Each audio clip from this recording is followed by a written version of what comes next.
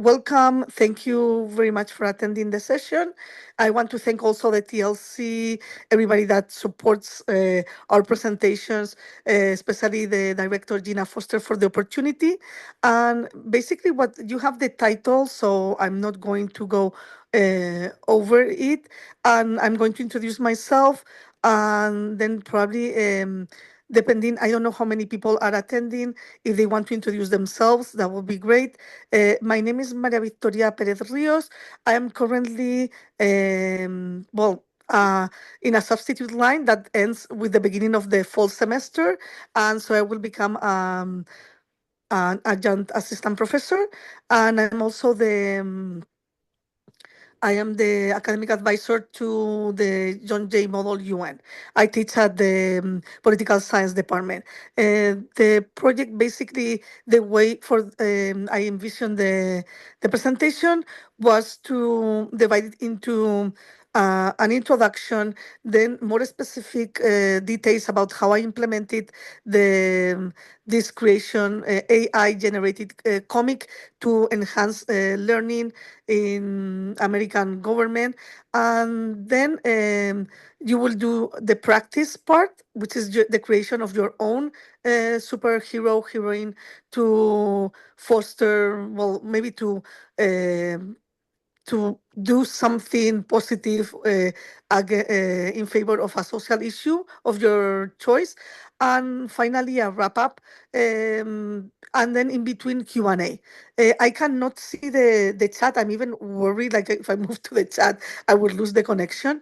So basically, if you can send, I have my email also in the PowerPoint, so you can send me any other further comments here, or you can speak up about them. So before I start, if you can introduce yourselves, basically name, title, and department. I'll go first. I'm Jay Hamilton. I'm in the economics department. Yes. Hi, good morning. I'm Nina Rose Fisher. I'm in gender studies and interdisciplinary studies. Good morning. Good morning.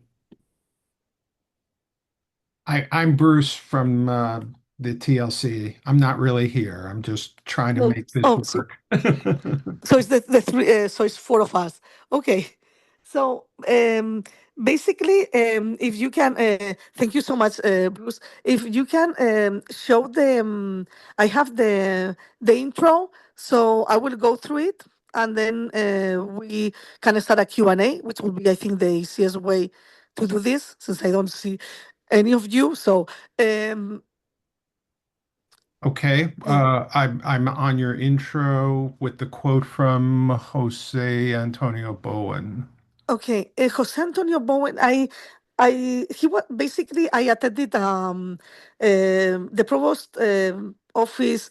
They sponsor several faculty to attend AI workshops. And Jose Antonio Bowen, also the author of a book on teaching with AI, he gave us data on how students that come from underprivileged families, they are already quite behind in the use of AI.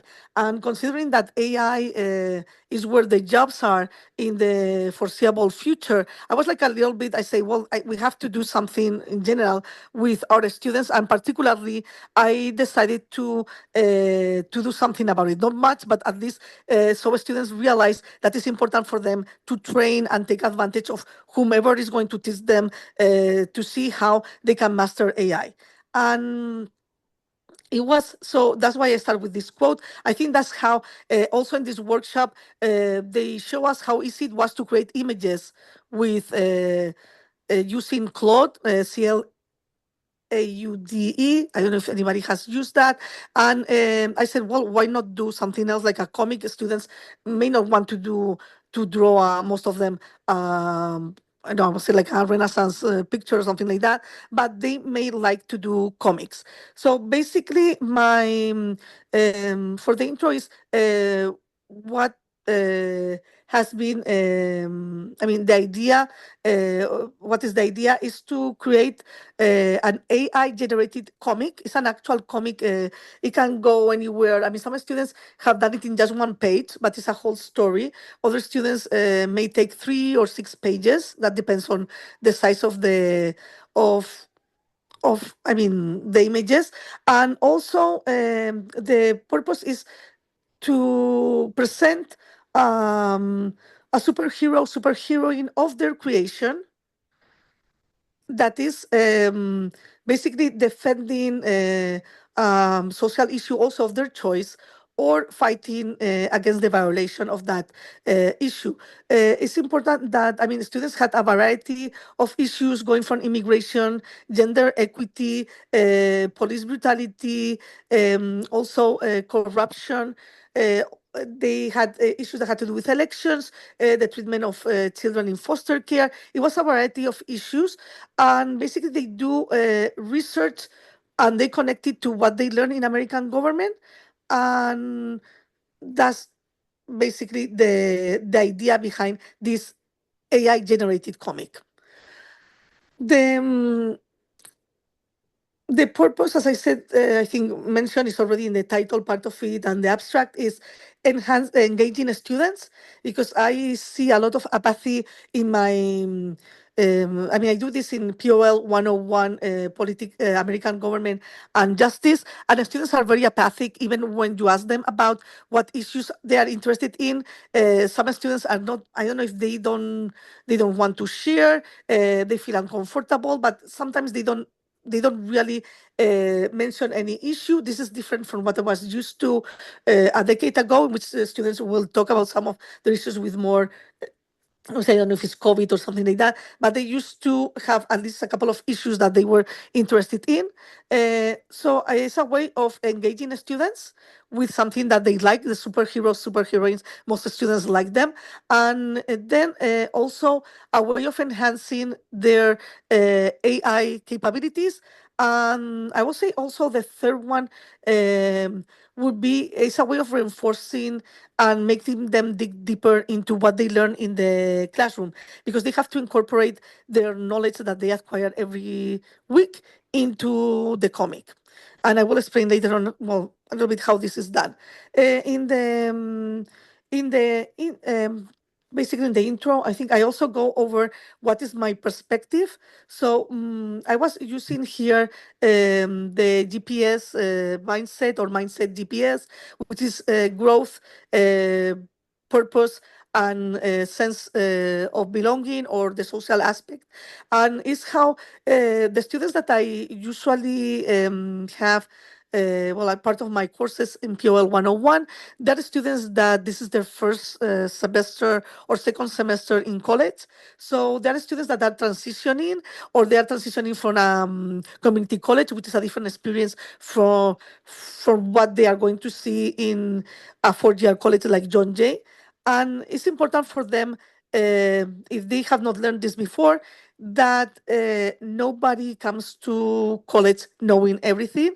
That is, and some of them, they think, well, I don't know what other people know in the classroom. This this idea that they have, and the implementation takes almost the whole semester. So students have opportunities to realize, to do several drafts and realize how they are improving from what they did before. So there's growth there. There's also, they realize that they can learn from their mistakes. I said I think in the slide, I said partial points, I mean partial credit. So even if a student doesn't complete the whole assignment that leads to the final comic, they basically are going to receive some points for what they are demonstrating in the process. Then I would say the purpose is because I explained to them, and some of them already know, the importance academically and for their professional future of AI, and knowing how to master it. Again, as I said before, I just try for them to learn a little bit. I have 2 assignments previous to this one, in which students write their own answers to why do we need government for, or do we need government, and then they contrast their answer with two answers from AI. So, and I correct it, and then we comment in the classroom. So students that are not so used to AI, they know what are starting to know what are the positives and negatives of using it, and then they start with this, with the project. The AI happens at the end, really. Uh, so that would be one of the issues. Then also, students, in a way, realize that, I mean, there's going to be something at the end, their own comic book, which is a creative endeavor. And this is in addition, is basically, it's a project that I have already started. Some of these comics, the ones that incorporate the most concepts that are closer to the enhanced learning of American government and justice, are going to be part of a pedagogical book that I'm trying to edit for this upcoming semester. I mean, see what can be done with that. So they are also interested in becoming creators. Is like a little bit of an incentive for them. And then the sense of belonging is because students, first of all, there's peer evaluation, and so they will share the data when they are ready. I mean, not all students are ready. They share data from the issue that they have chosen. Then there's also, they share their superhero or superheroine, the design that is AI generated based on the data that they provide. And then finally, they also um, they do peer evaluation at the end when there's some students do a first draft of the final comic, so students can check. They give them their opinion about it. Uh, and also, I think in this way, it shows that different perspectives, ideas, cultural backgrounds are accepted, because really, I want to really share, is one of the points of sharing this in a book, this the artifacts that they have created, the intermediate steps, is because there's like a variety of superheroes or superheroines. I'm not going to go more on details. That way I can open it well. And also I want to emphasize, because the students choose their own social issue or issue related to American government, and they are going to create their own superhero, superheroine. I get to know them better because we go through different interactions, and they will explain me better. So some of them will tell me, well, I'm interested in this because of what happened here. I get more specific information about them, and I think that also creates more a sense of a community. And it's difficult because to create that, because I usually don't see these students anymore. I mean, I have been teaching in the last 2 years only POL sections of 101, and it's difficult for me then to meet them again. But I think that some of them will get this idea. I mean, especially when if I incorporate their designs to the book, that sense that they belong here. So basically that, and now open to Q&A.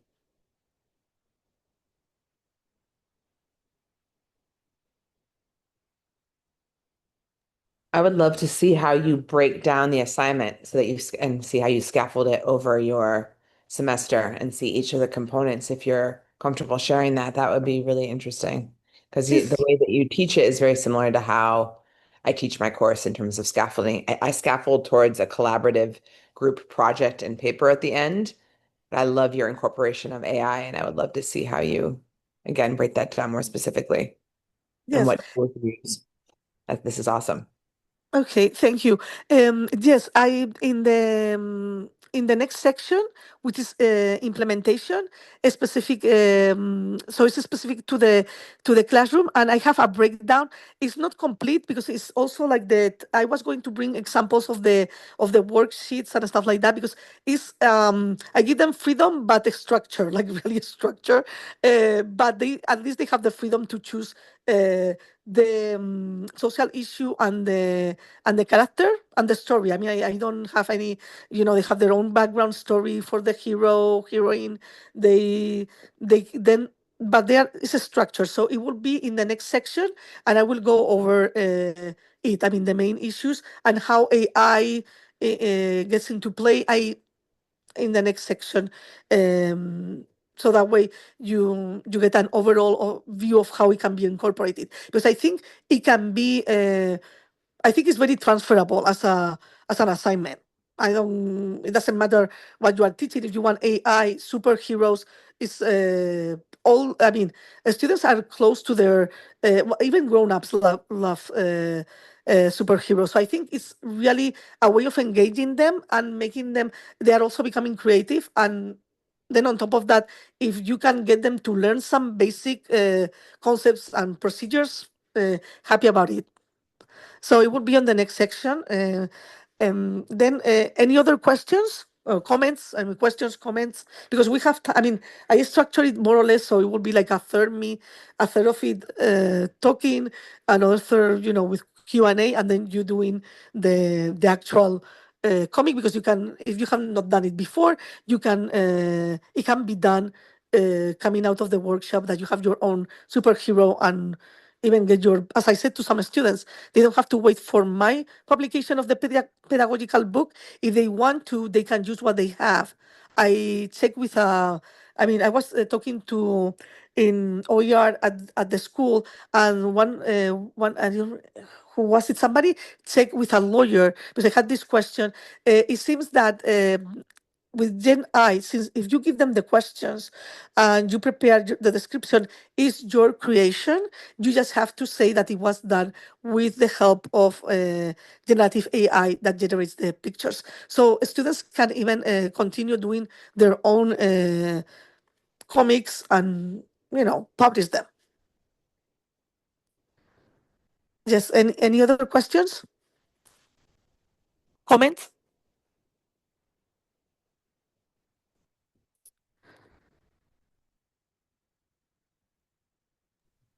Okay, I put up the quote from Margaret Mead. Okay. So wait. So you see it, and basically this is also one of the. I mean, linked to the apathy I was talking about before, the issues that many students do not participate in democratic endeavors. I was even surprised that I always thought that the students did the typical petition to their representative in high school. Many students have not done that. That I find problematic, because a good democracy demands citizen participation. And when I say citizen, I'm using it in a very broad term of people living in a given place in a given moment. So I was surprised. And I have always tried to do some engagement. And I thought that the idea of the superhero gives the idea that individual people can make a difference. And I'm going, before I go through the breakdown, I would like to, the specifics of the implementation, I would like to say on the different characters that the students create, not all of them wear a cape. Some of them do. No, not all of them have special powers.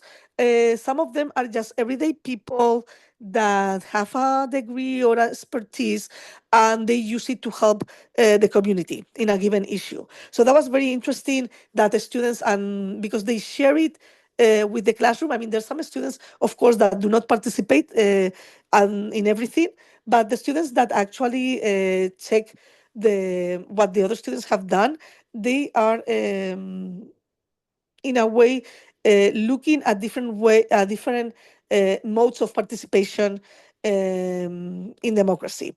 And so now I go with the slides, so you have there, so you have some time to look at it. What is the group in which I implemented this well, comic, AI generated comic?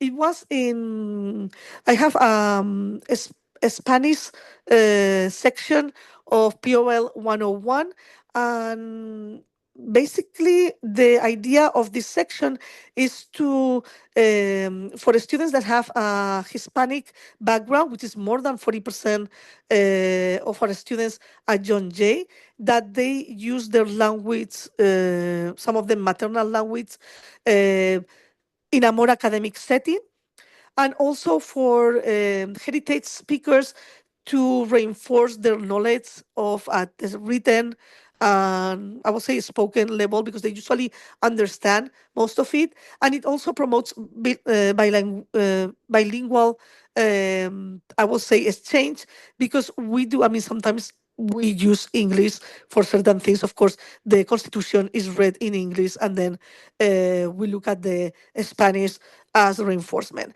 I am very particular on if I know the language, I will read whatever is written originally in the original language.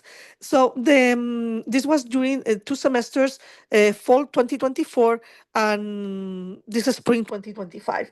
This class has the advantage that, I mean, I do have academic freedom in all of them, but here I have more leeway because there is a special effort to make sure that students, Hispanic students, that sometimes they don't feel the sense of belonging, that they get more more community-like. So to do activities that may engage them more in, and that they realize that American government is also for them and politics is important for them and how it affects them. But I also said, well, why not do it? I mean, the problem always is a question of time. I could not, I tried to do something similar in the past, but I had too many students. So I didn't want to implement it in one section of 101 and then not in the others. So I said this semester that I only had one section of POL 101, the regular one in English. I said, I'm going to incorporate it here. I had originally 36 students. But usually I would say like around 25 to 26 actually did it. So in general, I would say by now it will be more than 50 comic books or pages that have been done. So I think I have a good sample and very interesting. And basically, I didn't write this information on the slide because I was going to talk about this. It's very interesting that students in the Spanish section, they basically most of their characters were Hispanic. In my other class, some of the students had what we will call ethnic. I mean, everything is ethnic, but meaning what would not be considered Anglo-Saxon figures. But many of them, even if they were from a different culture, will do some of them, not everybody. And it was interesting. I like the variety of backgrounds in my regular class because you had from different places. It was very interesting to see, and you usually don't get this because the students will identify unless they came to the U.S. when they were grown ups. They identify with the U.S. With the Anglo-Saxon culture. They will not say, well, I consider myself Indian or I'm Chinese American or they will do many of them. That's based on my experience. So it was very interesting on that, the variety. I mean, it's kind of shared variety. I know that finally comic books is already like a couple of decades that they have become more diverse, but really in a classroom it's good to see that there's even more variety from what they are presenting commercially. So basically, this is the question that I was asked before about the breakdown. So basically, I wanted to, before I even prepare them, I asked the students the first day of classes if what is their interaction with ChatGPT. And very informally, so most students recognize that they use it for grammar purposes. More students, as semesters go by, recognize that they use it sometimes for some, if they have some, like if it were Google, like to find some answers to some questions. And then there will be others that they say, well, I ask it to generate a text and I incorporate it to my own. So some students are quite skilled at using it. Others really, they don't have the skills. They don't even, I mean, I'm trusting that this is their experience. Some of them don't even know the actual different, AIs that are, even some of them free. Um, so that would be the first week, and I also have, as I mentioned before, two assignments that don't have to, I mean, they're not directly, I mean, they have an implication, but they're not the AI scaffolding that in which students are already interacting with AI. So they are ready by week 3 to start with the actual, three, I said not week 3, do it in double. It will be by week 5, I think, that in the, so it depends on how I structure some of the modules. So basically, the first day, knowing their level, the skill level, and also I asked them to start thinking about what issue they want to social justice that they will want to end violations or that they will want to promote, and to think in a superheroine. It can be also an animal. Nobody has used a superhero that is an animal, but it can be also an animal um, of their choice, and because they are going to generate with AI a comic book. I give them the option of if they want to, they can do a documentary. But most students, I mean, I have students, I have a couple of them that at the beginning of the semester, they say, oh, I'm going to do the movie. I tell them under 6 minutes, stuff like that. But then they realize it's too complicated. So for the time being, I only have the comic book side of it. And basically, the first day, I just tell them that it will be generated by AI. They don't have to worry about designing, their own painting and stuff like that, which is like the one that takes the longest time. And then I go with the prep to the final artifact, to the comic book, which I think this was the question. You have the different the explanation there with more or less the modules. So you see that it takes me with these are I will say, worksheets that I have all the data that I want them to compile, what they have to do, and they do this up to around, I think I said up to week 10. It could be a little longer depending on the semester, and after that they do the drafts of the final comic book, and then it would be the comic book at the end. 12 and 13 to 14, in case they have to do some changes, so they get some peer review, they get also my thoughts on it, what is missing. So basically, how is this done and how I link it to the class material.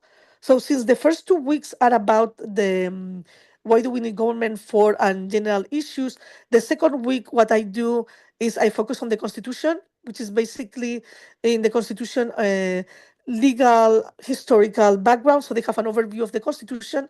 And then on week 3 we can start students it's really module 3, which will be almost starting week 5 of the semester. I said weeks, but it's really modules. So basically, they will have to have already the issue chosen and have an idea of what their superhero is going to look like. By module 3, they have to find out, they do annotated bibliography with the issue that they have in mind. So I ask them for a variety from books to journals, blogs, UN, Supreme Court decisions, NGOs. So they have a variety of sources. Then they have to look a little bit preliminary of violation or not of the issue based on that data. And they have to find out whether I mean, it's more specific than that, but whether it's federal, this will be, because it's week module 3, whether the powers are delegated, reserved, or concurrent, which will be important later on when they incorporate authorities and representatives into the comic. Then, and these are sheets that they are going to send to Brightspace. So I correct them. I tell them what they need to do. They talk to me on what they cannot find. They can, at these preliminary states, they can still, by week 3 or 4, by module 3 or 4, they can still change um, their their social, issue if they don't find enough data. Uh, I I want them to go. I mean, as they go, they can go refining. Then they do the relation. I mean, more data, the data that is needed. I didn't add this, but I also related to minorities, who is affected, who is the most affected by the issue, and then they have to provide information about all of this. So they will have to revise their annotated bibliography. They have to relate it to constitutional issues, so decisions from the court. And then finally, after they have all of this information, I have corrected it, they will then engage in the more creative, from their side, more creative part, which is I ask them to fill out a sociological profile. It's more than 10 descriptors plus whatever else they want to add. Some of them add other descriptors. Then they also provide an actual physical appearance of the the person, and also the outfit. If it's a regular person, they will say, well, I had several students that use lawyers or social workers, so they will say regular business attire, and when they go to the community, maybe casual clothing, so that's fine. And then they have to create a backstory. So it doesn't have to be long. Many students link it to a family member. So one student, I think the the grandfather was a police officer, so he was driven to some of these issues of relating to policing. Another student, her father was interested in everything that had to do with migration, so she has some issues relating to that. And they also related to their community. What I wanted also to add is that I ask students to focus on the issue, because if not, they will never end finding information on a specific area. Many students come from the Bronx and from Queens, so I ask them, if you have enough data from the Bronx or Queens, for some issues they do have, focus on that area, because it will be easier for them to have a more cohesive story with linking it to American government um, issues. And then on the how it's called, on the once they have the backstory, I ask them to please start checking either. I mean, I ask them Chat GPT, because it's free.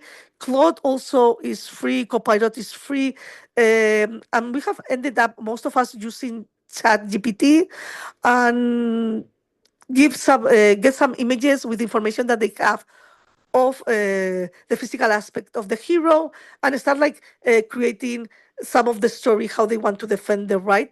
And so they have some drafts they share with the peers, and then we will go to the final. Well, before that, I also ask them, once they have already most of this completed, they do a final, I will say, worksheet on representatives. So I ask them all the representatives from local to, so they have to fill out the names. So at least, in the future, if they do some petition, they know who they are, they have it there, state and federal, and they are free to incorporate some of them. They don't have to do everybody, say as many as possible, but you don't have infinite time, so be careful about it. And look at a couple of them, see what the president has said, so the executive power has said in favor or against the issue. The same at the state and the local level. In some cases, it may only be the federal level. So it will be only the president of the US and Congress. In other cases, it will be the three. In others, it will be only two levels. And this has been, I mean, the students have incorporated. AI is really good sometimes at generating these images that look like some of our representatives. So it gives the story like more, like something more feasible, like real. And then they go and they print out. Well, not printing, we haven't done the printing out. They now go to AI, feed it more information, come up with drafts of their final story, check it with peers and with me, and then they do their final draft. I'm going to say, I mean, I don't want to. I mean, I want to open this to Q&A. I mean, some students, I usually want them to finish by week. I would say the latest 13th, usually is going to be the 14th. Why? Because I want the students then to peer review the final product. But that sometimes is difficult. I mean, it can different students, like sometimes I can talk later on about some of the problems that we encounter. Because I said, I'm going to be here on the optimistic side of it. And, it got really good results at the end. I mean, I have had students that have incorporated Donald Trump, a decision from the court, and a direct quote from an article from the U.S. Constitution, all in the comic book format. So it's kind of the very interesting. So I open now to Q&A.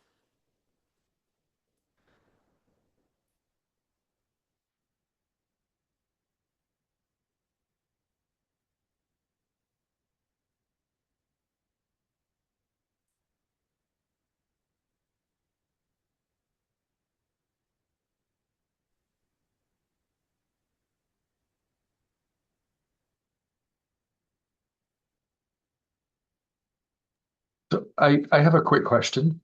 And that is, do students struggle with the prompts that they're giving to the AI? And do you have to kind of help coach them through that process?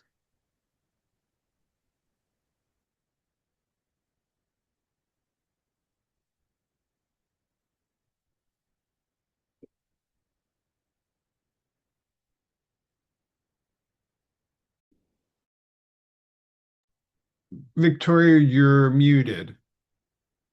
Oh, sorry, I was just talking and I didn't realize, and it has like a big signal here, and I'm like, God, don't. Yes. So yes, they do struggle, but I will say in the first 2 weeks, because I do 2 weeks. I mean, two modules, which will be two assignments that are not directly related to the project.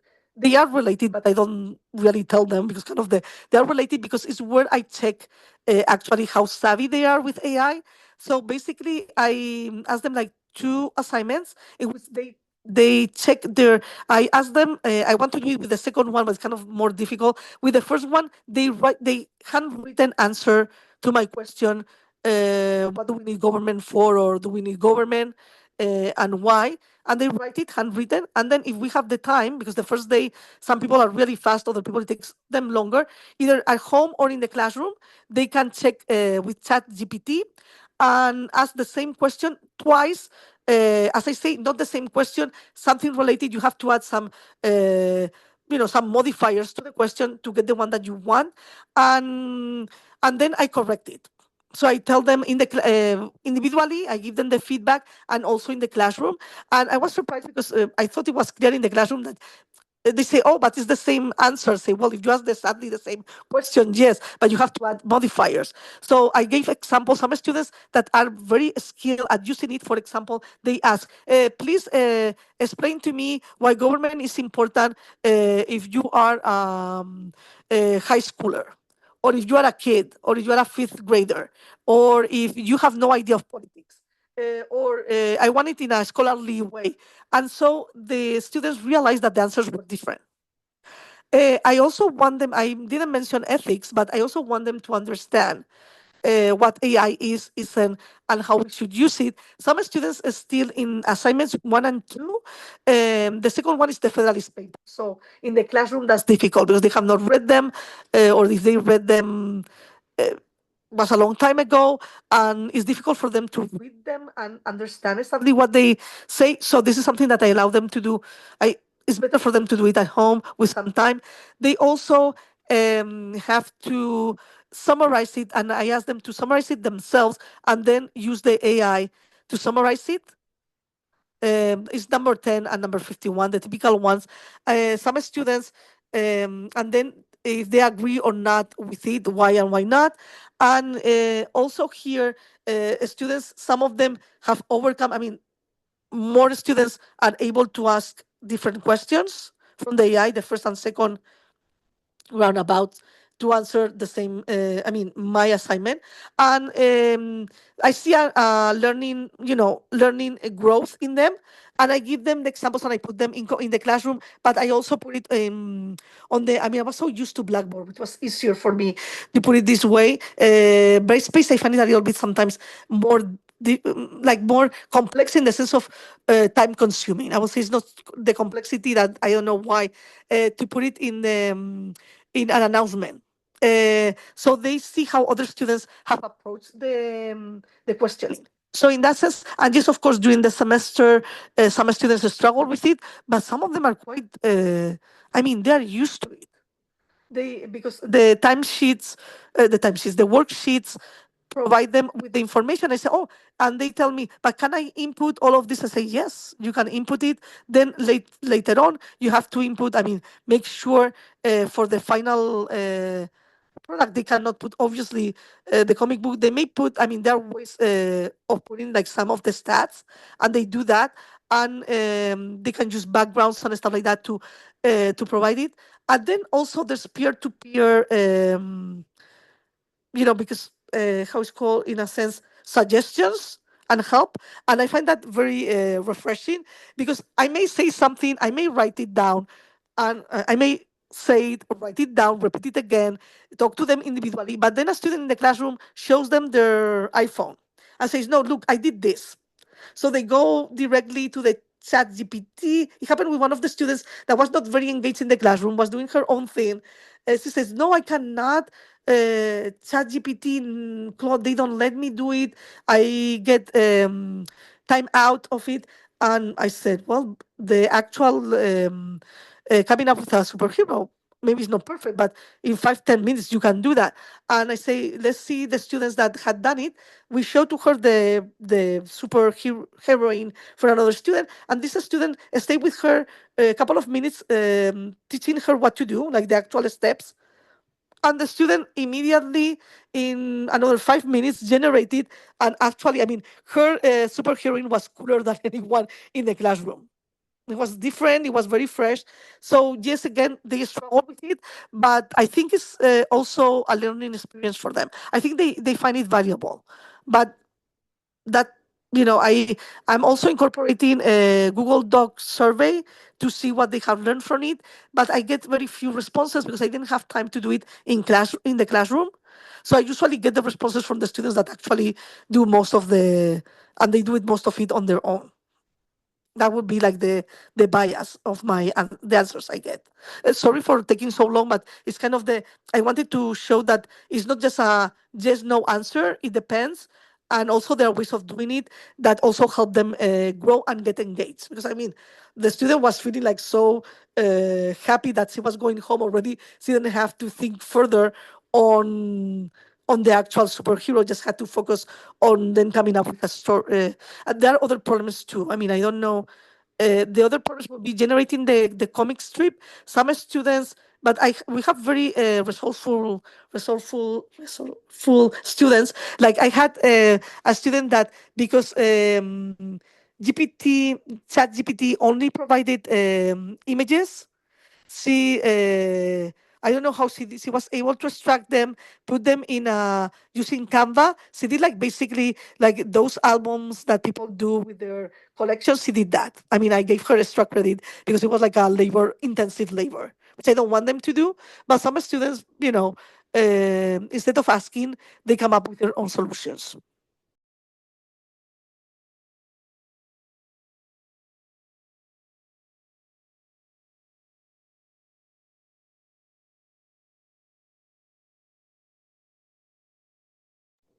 Sorry, any further questions, follow up?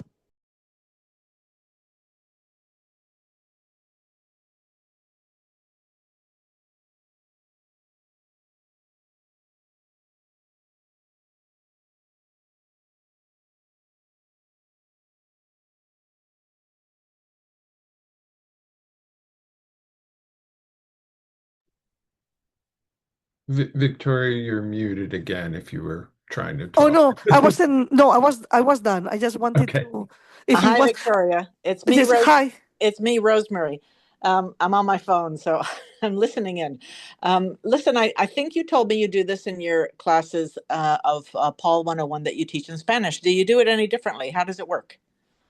Well, I think it's quite similar, because I learned from what I did from in POL 101 in Spanish was the first time I introduced this to give them like a more, I would say like something more engaging. Like I thought, I mean, everybody likes superheroes. I had a great surprise because I had some students in my POL. I didn't comment on this before in POL 101 in Spanish that actually didn't like superheroes or didn't were not used to them. Which I was surprised because I basically grew up. I thought everybody liked superheroes or were used to them. So to those students, I mean, the only difference is that when we put it in common, most of the, I mean, I would say almost all of the characters have a Hispanic background. So it's easier for the students to maybe identify with the story, of course, with their differences. I mean, it's not the same. I had students from Ecuador. They introduced the colors of their flags into the outfits. Their background story has a lot to do with immigration. The issue of the issues that they focus on tend to be related to immigration, to lack of housing. Um, I would say also the poverty issues related also to schooling, to jobs. It's a different, but not all the time. Like it's this semester in in one of my classes, I had other students that were like more, I would say, the ones in POL 101 in Spanish, the issues that they chose were similar. So the implementation is quite similar, only that for the I had to adapt to the POL 101 in Spanish in the sense that I told them, well, if you're not used to superheroes, I will say you can do illustrations like in the stories that we learn when we are children.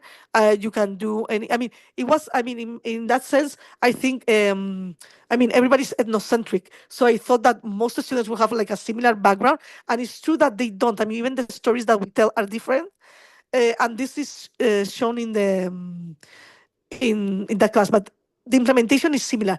Let's say that the first time I implemented it, it was a smaller percentage of their grade. But based on what I learned in the POL 101 in Spanish in the fall 2024, I did a longer, view. I say, well, maybe if I want this to work even better for the students. And well, and the other thing also, we have smaller classes. There tend to be 16 to 20 students out of the 2016 students will be in the classroom at any given time. I can really have more one-on-one talks to them, talking to them, and also between themselves. So I will put them in pairs, in groups, and we can go over it in more detail. Like it will be difficult in my other class. I did this one day, but I cannot do it many times because in my regular classes in English, they're like, we have like 36 students, you may have one day that there are like 30 students coming to class. So it takes, it's difficult to be like so specific. I don't know if that answers the question, but Yep, any other follow up?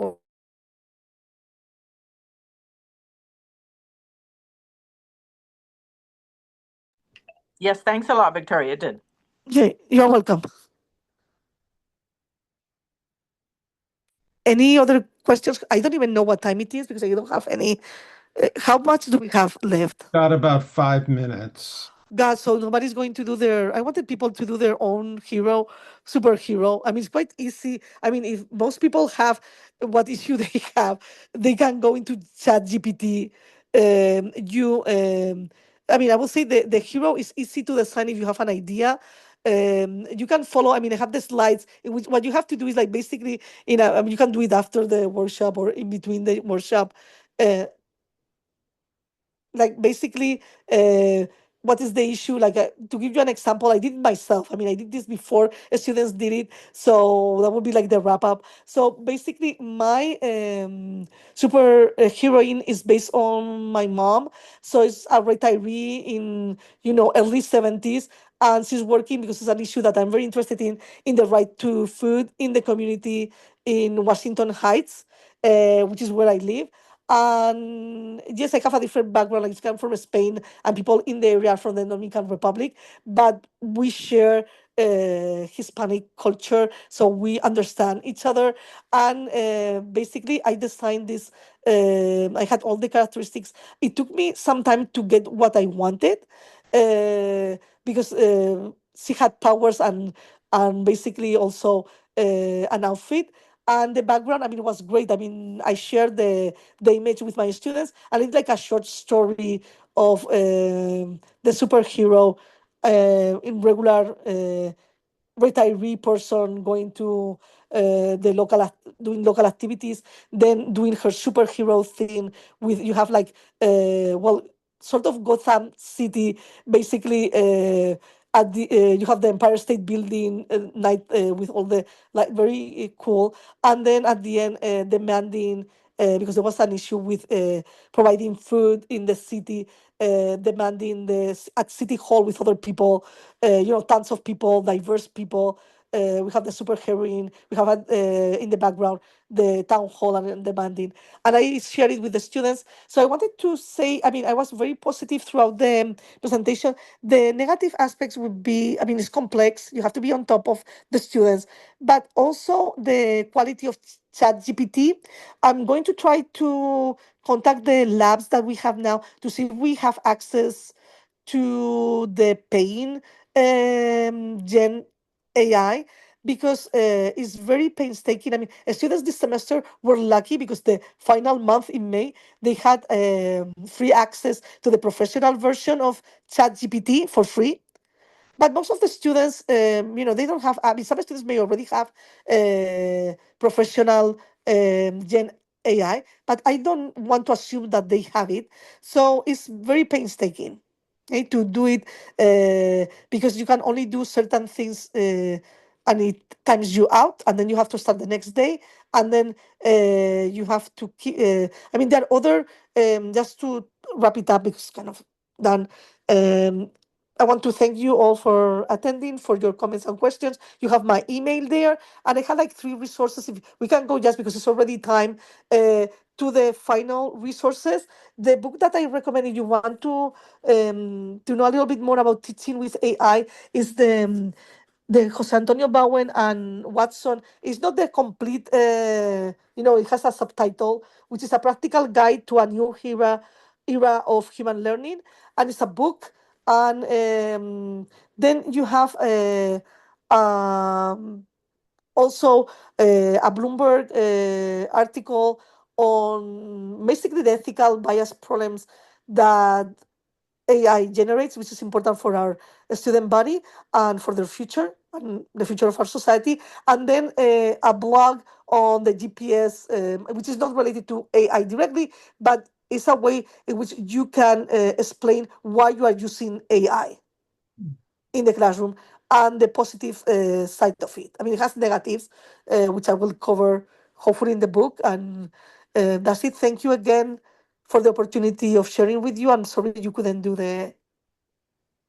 Okay, I'm sorry that you cannot share with me, and I'm sorry I couldn't see you in person, because I'm doing this also from my phone. It's kind of I'm glad it happened. I'm glad, because I had a.